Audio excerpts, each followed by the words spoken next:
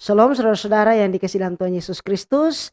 Kembali kita akan merenungkan bagian firman Tuhan bersama, belajar bagian firman Tuhan bersama untuk program Faith Room. Dan kali ini saya mengajak untuk kita bersama-sama mempelajari suatu studi karakter tentang Yusuf. Karakter yang saya pilih untuk kita lihat dan kita renungkan kali ini adalah tentang Yusuf. Karena itu sebelum kita membaca dan merenungkan firman Tuhan, mari kita berdoa.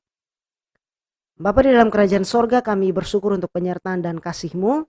Kami akan membaca dan merenungkan firman Tuhan. Kami berdoa Roh Kudus menolong di dalam jam perenungan firman Tuhan saat ini. Bantu setiap kami di dalam kelemahan kami memahami kehendak-Mu. Berikan kami kekuatan dan hikmat dari Allah sendiri. Dan Roh Kudus-Mu memampukan kami untuk kami boleh hidup di dalam ketaatan. Ini doa permohonan kami di dalam nama Tuhan Yesus kami berdoa. Amin. Saudara, kita akan melihat karakter Yusuf ini dan mempelajari dan melihat apa yang Allah kerjakan di dalam dan melalui kehidupan Yusuf yang bisa kita tarik penerapannya.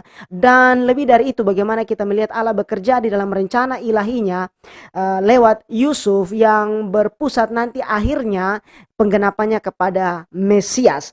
Nah, di sini saudara, sebelum kita melihat lebih jauh tentang kehidupan Yusuf, kita lihat latar belakangnya. Yusuf adalah anak Yakub dari Rahel. Jadi dia ini anak pertama dari Rahel. Dan Yusuf pertama kali disebutkan dalam Kejadian pasal yang ke-30 ayat yang ke-24. Dikatakan bahwa maka ia menamai anak itu Yusuf sambil berkata, mudah-mudahan Tuhan menambahkan seorang anak laki-laki lagi bagiku. Yusuf sendiri secara harfiah artinya Tuhan menambahkan atau kiranya Tuhan menambahkan. Nah, setelah kelahiran Yusuf, kemudian Yakub lari meninggalkan Laban.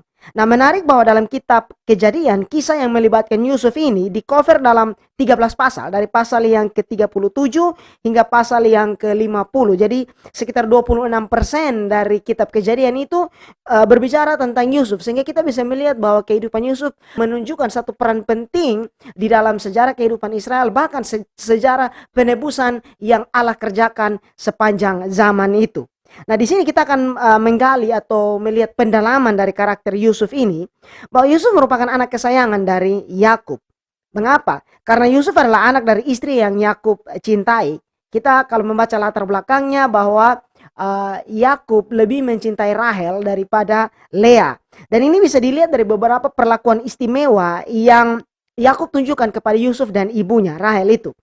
Pertama, bahwa saat mereka akan bertemu dengan Esau ketika mereka sudah lari dari Laban dan diberitakan kepada Yakub bahwa Esau datang dengan 400 orang bersama dia, dan Yakub mulai ketakutan. Dia berpikir bahwa mungkin dia akan diserang oleh saudaranya Esau karena sejarah mereka adalah sesuatu yang tidak mengenakan.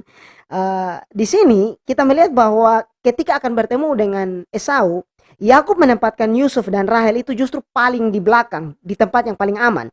Kejadian 33 ayat yang kedua. Ia menempatkan budak-budak perempuan itu beserta anak-anak mereka di muka, Lea beserta anak-anaknya di belakang mereka, dan Rahel beserta Yusuf di belakang sekali. Jadi perhitungan Yakub bahwa jika mereka diserang, paling tidak bahwa yang terakhir itu atau di barisan terakhir ada Rahel dan Yusuf sehingga mereka bisa meloloskan diri. Itu yang pertama. Yang kedua, kita bisa melihat di dalam Kejadian pasal 37 ayat yang ketiga. Israel lebih mengasihi Yusuf dari semua anaknya yang lain, sebab Yusuf itulah anaknya yang lahir pada masa tuanya, dan ia menyuruh membuat jubah yang maha indah bagi dia. Jadi Yakub membuatkan jubah yang indah untuk Yusuf. Ada perlakuan istimewa. Yusuf mendapat suatu hal yang istimewa dari ayahnya ini. Nah, mungkin di lain waktu kita akan melihat tentang signifikansi dari jubah yang maha indah ini. Nah, dengan demikian Yusuf bertumbuh dalam sebuah kondisi yang dimana kita bisa katakan dia dimanjakan oleh Yakub. Dan dalam kondisi ini, Yusuf menjadi kurang peka dalam lingkungan keluarganya. Dengan kejadian yang ada atau dengan peristiwa yang ada, dengan segala keistimewaan yang diterima oleh Yusuf, maka jika kita baca ceritanya, dia dengan gamblang menyampaikan mimpinya yang walaupun benar mimpi itu, tapi justru disampaikan pada waktu dan keadaan yang tidak tepat dan dengan cara yang mungkin kurang tepat. Dan hal itu justru menjadi persoalan bagi dia dan anak-anak Yakub yang lain atau saudara-saudaranya yang lain, yang berakhir dengan Yusuf dimusuhi, kemudian dia dijual oleh saudara-saudaranya kepada pedagang Ismail yang sedang menuju ke Mesir. Kejadian pasal 37. Tetapi juga di samping itu, hal lain dari Yusuf yang bisa kita perhatikan bahwa dia adalah seorang pribadi yang taat. Jika kita membaca bagian selanjutnya dari Kejadian pasal yang ke-37, kita akan melihat bahwa saat Yusuf disuruh oleh ayahnya untuk melihat keadaan dari saudara-saudaranya yang sedang mengembalakan ternak mereka, dia langsung pergi dan bahkan berupaya hingga bertemu dengan mereka. Disinilah Yusuf kemudian dianiaya dan dijual oleh saudara-saudaranya. Tetapi kita lihat bahwa dia taat kepada perintah bapaknya. Nah, menarik untuk kita melihat lebih jauh bahwa terlepas dari cara Yusuf yang tidak bijak dalam menyampaikan mimpinya dan yang membuat saudara-saudaranya iri hati dan membenci dia, mimpi itu jelas dari Tuhan. Dan di sini mereka mencoba untuk menggagalkan mimpi Yusuf itu dengan cara menyingkirkan dia. Tetapi karena mimpi Yusuf itu dari Tuhan, sehingga apapun upaya mereka itu tidak akan berhasil. Dan kita tahu pada akhirnya mimpi Yusuf itu menjadi kenyataan saat Yusuf menjadi penguasa di Mesir. Nah, kehidupan Yusuf itu berubah saat dia dijual ke Mesir. Dia dijual sebagai budak, dan bayangkan bagaimana perasaan Yusuf pada saat itu. Beberapa minggu sebelumnya dia masih menjadi anak kesayangan di rumah bapaknya, dan sekarang dia harus menjadi seorang budak di negeri asing. Tetapi justru dalam keadaan inilah Yusuf diproses oleh Allah, dan Yusuf bertahan. Bahkan dalam keadaan yang bisa kita katakan menyedihkan bagi Yusuf ini, kita bisa lihat bahwa Allah tidak pernah meninggalkan dia. Kita lihat nanti bahwa Allah bekerja di dalam kehidupan Yusuf. Proses yang Yusuf alami, bahkan yang nampaknya buruk itu, dipakai oleh Allah untuk mengerjakan sesuatu yang besar. Kita lihat bahwa proses kehidupan Yusuf ini sesuatu yang unik, sesuatu yang menarik untuk kita renungkan di sana. Yusuf dijual ke Mesir sebagai budak dan dia dibeli oleh Potifar. Jadi dia menjadi budak di rumah Potifar. Yusuf kemudian, kita tahu ceritanya bahwa difitnah oleh istri Potifar dan dijebloskan ke dalam penjara. Dan di penjara itulah Yusuf bertemu dengan juru minum dan juru roti Firaun. Nah, lewat juru minum Firaun itu, Yusuf mengenal Firaun yang kemudian menafsirkan mimpi Firaun dan akhirnya menjadi penguasa di Mesir. Nah, dengan posisi dan kekuasaannya Yusuf itu, maka akhirnya dia bisa memelihara kehidupan keluarganya yang kemudian nanti saat mereka pindah, Yakub dan keluarganya pindah ke Mesir, mereka berkembang menjadi suatu bangsa yang besar di sana. Hal berikut yang penting untuk kita simak dari kehidupan Yusuf bahwa dia hidup dalam penyertaan Allah. Saudara bisa lihat dalam Kejadian 39 ayat yang kedua, tetapi Tuhan menyertai Yusuf sehingga ia menjadi seorang yang selalu berhasil dalam pekerjaannya, maka tinggallah ia di rumah tuannya orang Mesir itu. Jadi dia ada di dalam penyertaan Tuhan senantiasa. Keberhasilan Yusuf bukan semata-mata karena kemampuannya atau mungkin kita bisa katakan nasib baiknya, tidak, tetapi karena penyertaan Tuhan. Penyertaan Tuhan ini juga kepada Yusuf bahkan menjadi berkat bagi Potifar, bagi tuannya. Nah, mungkin saya ingin menarik suatu penerapan bagi kita bahwa penyertaan Tuhan dalam hidup kita harusnya membuat kita menjadi berkat bagi orang lain. Harusnya membuat kita menjadi berkat bagi orang lain. Nah, penderitaan yang dialami Yusuf itu begitu buruk kalau kita bisa simpulkan, tetapi Allah tidak menelantarkan dia sedikit pun. Dan jika Allah mengizinkan Yusuf menjadi budak, maka dia akan menjadi seorang yang berhasil, bahkan menjadi seorang budak sekalipun. Di sini kita bisa lihat bahwa ukuran kesuksesan di hadapan Allah itu seringkali berbeda dengan apa yang dipatok oleh manusia, apa yang dipandang oleh ukuran dunia saat ini. Kita cenderung mungkin menyebut seseorang itu sukses atau berhasil saat mungkin dia sudah mapan dalam hidupnya, dia memiliki segala sesuatu, dia diakui banyak orang, dia punya pengaruh dan seterusnya. Tetapi ingat, di mata Allah, orang yang sukses adalah orang yang setia.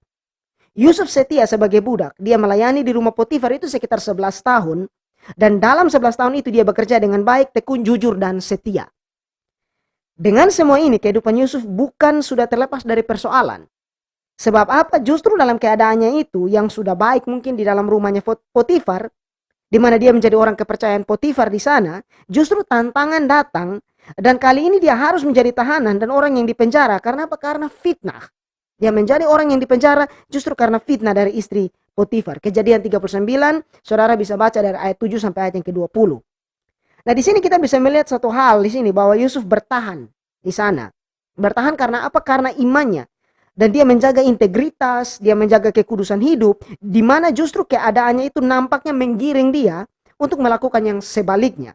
Yusuf sanggup menolak godaan dari istri Potifar sebab apa? Lihat pernyataan Yusuf di Kejadian pasal 39 ayat 9. Bagaimanakah mungkin aku melakukan kejahatan yang besar ini dan berbuat dosa terhadap Allah? Hati Yusuf melekat kepada Allah. Hati Yusuf takut akan Tuhan. Karena Yusuf taat kepada Allah, mengapa? Karena dia mengenal siapa Allahnya itu. Pengenalan akan Allah memimpin kepada ketaatan. Dan bagaimana kita bisa mengenal Allah? Kita perlu tertanam di dalam kebenaran firman-Nya. Nah, Yusuf kemudian dilemparkan ke dalam penjara, tetapi kemudian kita kembali melihat bahwa Allah tetap menyertai dan memberkati dia. Saudara bisa lihat dalam Kejadian 39 ayat 21 sampai 23, saya bacakan. Tetapi Tuhan menyertai Yusuf dan melimpahkan kasih setianya kepadanya dan membuat Yusuf kesayangan bagi kepala penjara itu. Sebab itu kepala penjara mempercayakan semua tahanan dalam penjara itu kepada Yusuf dan segala pekerjaan yang harus dilakukan di situ. Dialah yang mengurusnya. Dan kepala penjara itu tidak mencampuri segala yang dipercayakannya kepada Yusuf karena Tuhan menyertai dia dan apa yang dikerjakannya dibuat Tuhan berhasil. Apa yang kita lakukan dan keberhasilan dalam kehidupan kita, semua itu karena penyertaan Tuhan. Ingat kembali bahwa semua itu karena penyertaan dan kasih karunia Allah. Yusuf menjadi pribadi yang kuat di dalam imannya kepada Allah dan setia dalam semua proses yang Allah izinkan terjadi dalam hidupnya. Dengan sebuah kesadaran akan penyertaan Allah itu. Dan kita tahu bahwa kehidupan Yusuf menjadi hal yang luar biasa. Tetapi penting untuk kita ingat bahwa ketaatan dan kesetiaan itu didasarkan kepada apa? Kepada iman. Dan iman kepada Allah lah yang membuat Yusuf menjadi pribadi yang berhasil. H.B. Charles Jr. dia mengatakan bahwa Yusuf bertahan di dalam sumur, di rumah Potifar dan di dalam penjara. Bukan karena dia sudah tahu bahwa satu saat nanti dia akan berdiri di dalam istana Firaun. Yang dia tahu bahwa dia harus setia dalam semua proses yang dimana Allah menempatkan dia. Dan Tuhanlah yang bekerja mengangkat dia. Sederhananya begini saudara. Bahwa Yusuf bertahan dalam semua itu bukan karena dia berpikir satu saat nanti dia akan menjadi orang yang luar biasa di Mesir. Dia tidak tahu akan hal itu. Dia belum tahu akan hal itu. Yang dia tahu bahwa dia setia dengan apa yang Tuhan sedang tempatkan dia. Atau apa yang sedang Tuhan izinkan untuk dia terlibat atau hadapi di depannya. Nah, ini menjadi pelajaran bagi kita. Bahwa Allah memanggil kita untuk setia dengan apa yang Tuhan percayakan pada kita saat ini. Tuhan Yesus sendiri berkata bahwa kita perlu untuk setia kepada hal-hal yang kecil sebelum kepada kita dipercayakan hal-hal yang besar. Nah, Yusuf sendiri memiliki pandangan iman kepada Allah yang kuat di mana dia percaya bahwa bahkan hal yang buruk sekalipun itu tidak luput dari kehendak dan pengawasan Allah. Sekali lagi, Yusuf memiliki pandangan iman kepada Allah di mana dia percaya bahwa keadaan yang buruk sekalipun tidak luput dari kehendak dan pengawasan Allah. Dan hal ini dia nyatakan di dalam Kejadian 50 ayat yang ke-20. Yusuf berkata kepada saudara-saudaranya demikian saat mereka berpikir bahwa setelah Yakub meninggal, mungkin nanti Yusuf akan membalaskan dendam kepada mereka. Tetapi ini yang Yusuf katakan. Memang kamu telah mereka-rekakan yang jahat terhadap aku. Tetapi Allah telah mereka-rekakannya untuk kebaikan dengan maksud melakukan seperti yang terjadi sekarang ini. Yakni memelihara hidup suatu bangsa yang besar. Yusuf belum membaca Roma 8 ayat 28, tetapi dia mengerti prinsip ayat ini di dalam hatinya. Bahwa Allah turut bekerja dalam segala hal untuk mendatangkan kebaikan bagi mereka yang mengasihi dia. Dari semua ini kita perlu ingat bahwa Yusuf adalah tipologi atau bayangan dari Kristus sendiri. Ada 3 hal yang ingin saya angkat. Mungkin ada banyak titik koneksi yang bisa kita buat di sana, tapi hanya 3 hal yang saya angkat di sini. Yang pertama, Yusuf ditolak oleh saudara-saudaranya. Yesus pun ditolak oleh saudara-saudara sebangsanya. Pada kemunculan yang kedua, di hadapan saudara-saudaranya, mereka menyembah dia. Ingat bahwa saat Yesus datang kembali, semua mata akan memandang dia, setiap lutut akan bertelut, dan semua lidah akan mengaku bahwa Yesus adalah Tuhan. Dan yang ketiga, Yusuf setia dalam keadaannya. Yesus setia dan taat menggenapi rencana Allah, rencana penebusan ilahi itu, hingga mati di kayu salib. Dan dia bangkit, dia menang atas maut, dosa, dan iblis. Dan membuka jalan bagi kita untuk diselamatkan, dan hubungan kita dengan Allah diperbaiki di dalam dia, kita dibenarkan di dalam dia, dan bagi kita yang percaya suatu saat nanti akan menikmati kehidupan yang kekal, satu hubungan kasih dengan Allah. Nah, kisah Yusuf bukanlah sekedar cerita mengenai sebuah happy ending dari seseorang yang menderita dan kemudian akan dimuliakan. Tetapi lebih dari itu, ini adalah kisah yang seharusnya membawa kita untuk melihat dan merenungkan serta bersyukur atas kedaulatan Allah, kesetiaan Allah kepada janjinya yang menuju kepada puncak penggenapannya di dalam Mesias, yaitu Tuhan Yesus Kristus.